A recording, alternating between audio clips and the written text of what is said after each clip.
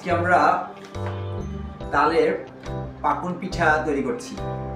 এটি গ্রাম বাংলারই ঐতিহ্য বলা যায় এবং সেই ঐতিহ্য এখন ঢাকাতে চলে এসেছে। এবং আজকে আমি সাফিয়ান, আমার ছেলে সাফিয়ান এবং আমরা তিনজন মিলে সেই ঐতিহ্যের ধারক এবং বাহক হলাম। মূলত এই তালের পাকুন পিঠাটা তৈরি করার জন্য প্রথমে ময়দার কাই তৈরি করতে হয়। ময়দার সঙ্গে তালের যে লিকুইড অংশ সেটা যোগ করতে হয়, নারিকেলের বাটা যোগ করতে হয়। এগুলো যোগ করার পরে একেবারে এরকম নরম করে এক ধরনের কাই তৈরি করে, এগুলোটার নাম হচ্ছে কাই। সেই কাই তৈরি করার পরে ছোট ছোট ভাগ করে এগুলোকে ছোট বল করে আমরা বল করে দেই। এর সবচেয়ে ইন্টারেস্টিং পার্ট যেটা, ছোট বল করার পরে সাফিয়ানের হাতে চলে যায়, সাফিয়ান সেটাকে সুন্দর একটা শেপ দেয়।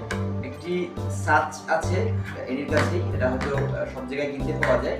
সেই সাচটাতে এটাকে পরে এবং এই যে যখন ঘোরানোর পরে এরকম একটা ফুল সুন্দর একটা শেপ তৈরি হয়ে যায়। অর্থাৎ একেবারে ভাজার আগের ফাইনাল পার্ট এটা। ভাজার আগেই এটা সাফিয়ানের হাতে ফাইনাল পার্ট হয়ে গেল।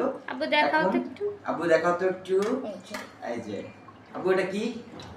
এটা তালের পাকন পিঠা। ওকে, ফাইনাল পার্ট হয়ে গেল। সাফিয়ান এখানে এগুলো রেখে দেওয়ার পরে এখন শুধু এনির কাজ হচ্ছে এটিকে ভেজে ফেলা এবং ভাজার পরেই সুস্বাদু তালের পাকন পিঠা যেটা সেটা তৈরি হয়ে গেল।